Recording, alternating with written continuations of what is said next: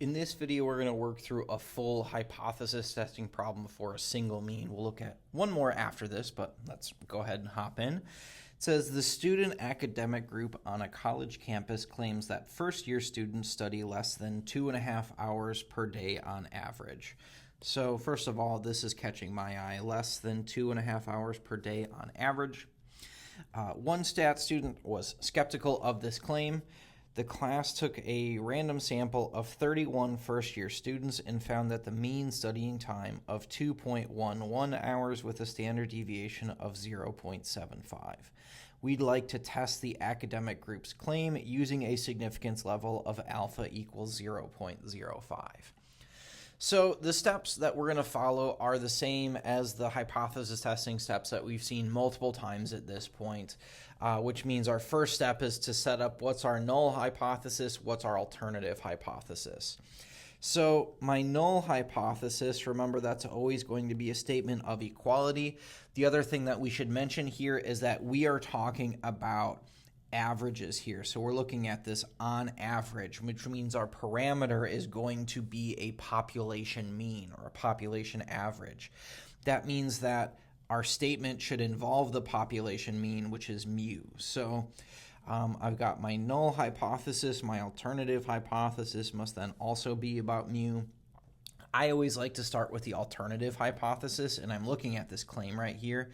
They're claiming that first-year students spend less than 2.5 hours per day on average studying. So they're saying that the average is less than 2.5 hours. So once I've established that alternative hypothesis, the null hypothesis follows very similarly. I know it's always a statement of equality, so it's going to be the mu is equal to 2.5. So there's my null hypothesis, there's my alternative hypothesis. The other thing that we can do at this point that I think might be helpful for the remainder of our problem is just to kind of lay out some of the information that we have. So if I look at the other numbers that are provided to me, so we've got a random sample of 31 first-year students. That's our sample size. So let's just make a quick note of that. N is equal to 31. What else do we know? We found the mean studying time of that sample. So the mean of the sample, in other words, the sample mean, x bar, is equal to 2.11 with a standard deviation of 0.75. That's the standard deviation of our sample. So, S, is equal to 0.75. And then, of course, test the academics group claim at a significance level of alpha equals 0.05 is our level of significance. So we've got everything that we can possibly kind of wring out of this problem here. We'll certainly refer back to these statistics, but for now, that's a good place to start. My second step, this is something that I should be doing. I should be checking the conditions. Remember, there are a couple of conditions that we should be checking in order for the central limit theorem for means to apply, which is what allows us to do this entire process. We need two things. We need, first of all, independent sampling. Independent sampling is difficult for us to verify, so we're going to use random sampling as sort of a substitute. So do I have some sort of random sampling? And in this case, we took a random sample of 31 first-year students. So yes, we do have random sampling. That part's done. And then the second part, the second part right here is that we need a large enough sample size, or we need the underlying distribution is normal. In this case, n is equal to 31, which is just barely above greater than or equal to 30, which is good. That's what we need. So that condition is also met. This is not generally a step that I'm going to ask you to perform on quizzes and tests and things like that, but it is one that we should be doing each time. Really, the one I want you to be familiar with is the second one, is that n greater than or equal to 30, or the underlying population is normally distributed. So once we've established that, yes, our conditions are met, that means that the central limit theorem applies, we can continue on with our problem. There's never going to be a gotcha question where like, oh, the central limit theorem doesn't apply and you can't do that problem. Haha, joke's on you. That's never going to happen. I'm never going to try and trick you like that. So what else do we know here? I'm going to erase just so we can refer back if we need to. Next up, we need to start doing some calculations. We need to look at what is our standard error, our test statistic, and our p-value. So first up, our standard error, we know the formula for that was s divided by square root of n, and lucky for me, I calculated and laid out all those sample statistics right here. So S is 0.75 divided by the square root of my sample size, which in this case is 31. So I have in this problem 0.75 divided by the square root of 31, and I ended up with 0.135 as my standard error. So there's the first step that I need. Second step is I need my test statistic. So I have to find my test statistic, which I know, of course, is a t-score because we're working with population means. We're using the t-distribution rather than the normal distribution. So t is equal to our sample mean x bar minus mu naught divided by our standard error. So x bar, that was given up here in our problem as 2.11. That part's not really too much of a problem. Remember when we talk about our null hypothesis, mu naught, we're looking at the value that we talk about in our null and alternative hypothesis, which in this case is 2.5. So mu naught is equal to 2.5 here. So we have 2.11 minus 2.5 divided by our standard error. We just calculated that number to be 0.135. So let's see, 2.11 minus 2.5 divided by 0.135.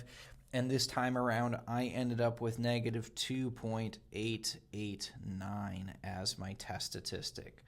So that's my test statistic. I know I'm going to be using the t-distribution. That's going to be something that I need to reference in just a moment when I calculate my p-value. So I've got that part. A couple small things before I can calculate my p-value. First of all, I need to know degrees of freedom. Remember, degrees of freedom is simply n minus 1. So we said n is 31 minus 1. We have 30 degrees of freedom. We're going to need that number in just a moment. And then the other thing that's really helpful to look back at is what type of test are we performing? And we can get that from our alternative hypothesis.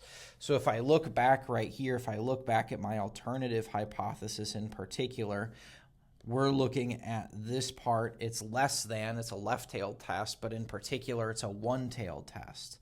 So this is a one-tailed test. That's going to be helpful for me to know in just a moment.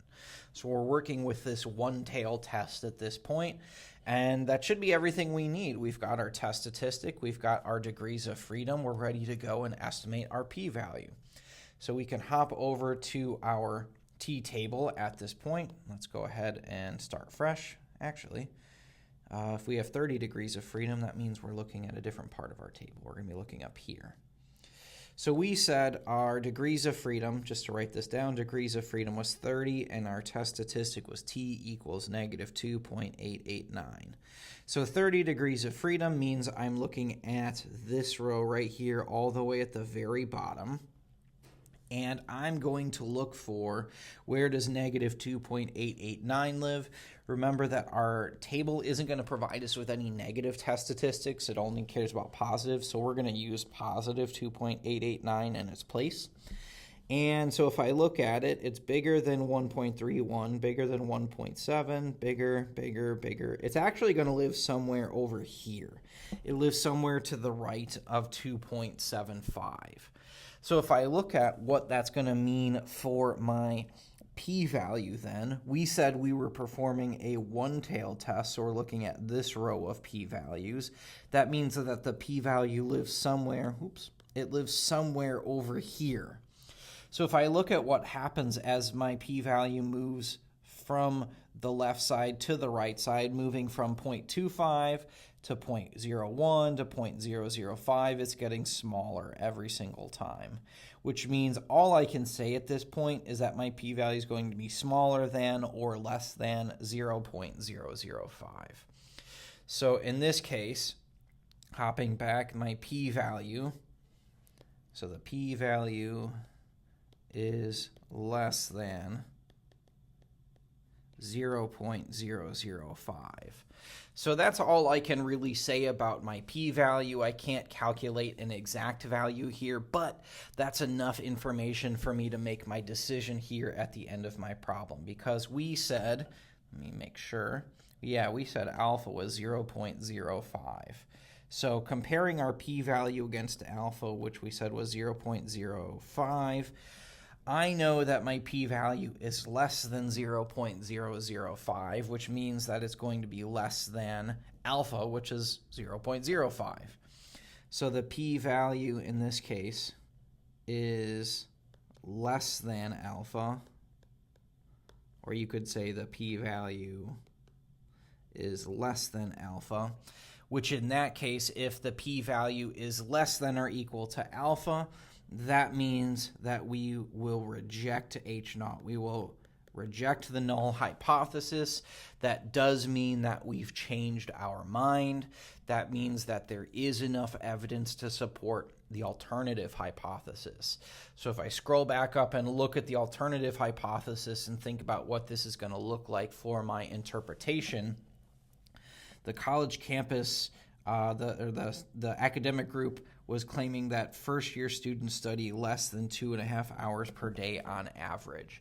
So there is enough evidence to support this academic group's claim. So I'm going to scroll back down here and write out my interpretation before I wrap this problem up. We would say there is enough evidence to support the academic group's claim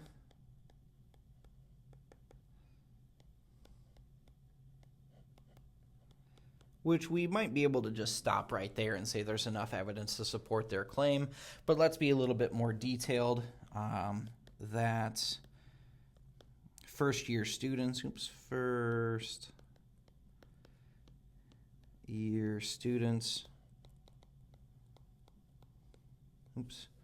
students, I can spell, spend less than 2.5 hours